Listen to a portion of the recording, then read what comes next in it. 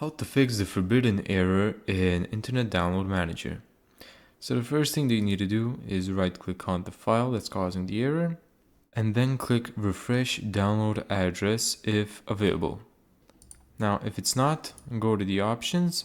You're gonna see advanced browser integration is enabled. Make sure you restart that and then try to download again. Now if that doesn't work, make sure you head over to your browser, click the three dots in the top right, then go to extensions, manage extensions, then remove the IDM integration module, and then go to the official IDM download page. So it's the first one here. Then go to download, go to install instructions, and then install IDM extensions for your browser. So right now I'm using Google Chrome, so I'm gonna click Google Chrome and I'm gonna add it just like that. Thank you so much for watching this video. If you found this tutorial helpful, make sure to give it a thumbs up and subscribe.